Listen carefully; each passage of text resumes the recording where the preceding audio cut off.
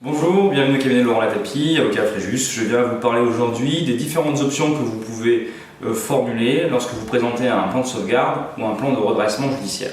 Lorsqu'une entreprise rencontre des difficultés, soit une société, une personne morale, SARL, SAS, ou même lorsque vous êtes une société civile immobilière, ou bien encore lorsque vous êtes artisan, profession libérale ou inscrit en nom personnel et que vous exploitez votre activité commerciale ou même civile et que vous rencontrez des difficultés avec vos créanciers qui vous harcèlent,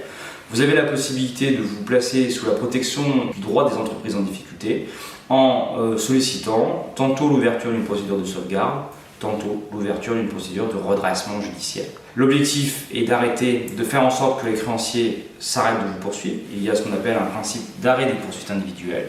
Vous vous mettez sous la protection du tribunal et vous avez par la suite la possibilité de payer vos créances dans le cadre d'un plan de sauvegarde ou de redressement que vous pouvez présenter jusqu'à un délai maximal de 10 ans. Et vous payez à ce moment-là votre passif sur 10 années à raison de 100% et donc 10% par an. Il convient de rappeler que l'idée même d'un plan de sauvegarde ou d'un plan de redressement, c'est de vous permettre de faire face à vos obligations financières tout en poursuivant votre activité et en préservant les emplois de votre entreprise et les salariés de votre entreprise. Le plan de sauvegarde ou de redressement peut donc être établi jusqu'à 10 ans pour vous permettre de payer votre passif, de faire donc face à vos obligations tout en poursuivant votre activité, donc vous n'êtes pas liquidé, et en préservant également les emplois de tous les salariés que vous avez au sein de votre entreprise. Ce plan de sauvegarde ou de redressement, deux procédures quasi similaires, avec certaines subtilités et différences, c'est vrai, mais qui fonctionnent souvent la même idée, faire face à vos obligations et de payer vos créances sur 10 ans. La question qui se pose est de savoir si, dans le cadre de la présentation de ce plan de sauvegarde ou de redressement judiciaire, vous pouvez présenter plusieurs options.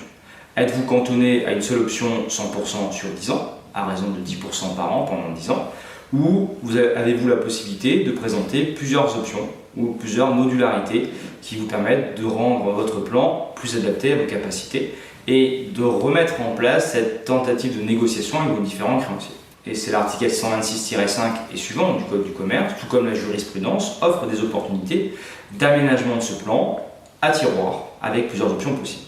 La première des options, vous l'aurez bien compris, c'est 100% sur 10 ans, bien que, même si vous faites 100% sur 10 ans, vous pouvez faire 100% sur 10 ans à raison de 10% par an, mais vous pouvez aussi faire 100% sur 10 ans avec 5 années à 5%, le temps que votre entreprise reprenne un bon rythme d'activité, et les 5 autres années à 15%, ce qui fait 100% sur 10 ans.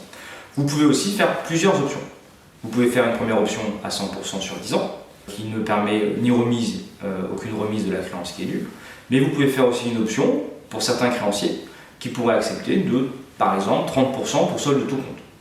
On sait qu'un plan peut durer 10 ans. Certains partenaires et créanciers, des fournisseurs, des partenaires habituels, vont peut-être être intéressés, non pas d'attendre 10 ans, mais de prendre 30% tout de suite et de voir leur créance soldée, plutôt que d'attendre 10 ans le paiement d'une créance, dont on sait d'ailleurs que bien souvent, au bout des 3 années suivantes, l'entreprise passe en liquidation judiciaire. Donc une option dans laquelle on va proposer peut-être 30% pour solde de tout compte avec un paiement immédiat peut également être intéressant pour les créanciers qui auront affaire et essentiellement les fournisseurs. Une troisième option se pose dans l'hypothèse où le créancier ne répond pas aux propositions de plan. En effet, rappelons que la présentation d'un plan se fait en plusieurs étapes. La première des étapes est la conception de ce plan de redressement ou de sauvegarde qui est établi par le chef d'entreprise lui-même et son comptable. Lorsqu'il a établi son plan, il le remet au mandataire judiciaire qui, lui, va le circulariser à l'ensemble des créanciers qui ont la possibilité de répondre et de donner leur accord sur l'option 1, sur l'option 2 ou de marquer aussi leur désaccord. Mais qu'en est-il dans l'hypothèse où ils ne répondraient pas? Car il est vrai qu'il y a un bon nombre de créanciers qui ne sont pas diligents et qui ne prennent pas le soin de répondre à ces propositions de plan. La jurisprudence, et notamment sur la base d'un arrêt de la Cour d'appel de Nîmes, vous permet d'imaginer une troisième option visant à sanctionner le créancier non diligent en proposant une option de 10% pour solde de tout compte aux créanciers qui ne répondent pas.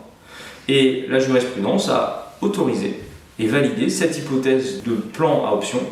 et d'option qui viendrait sanctionner le créancier non diligent. Dès lors que vous soyez en sauvegarde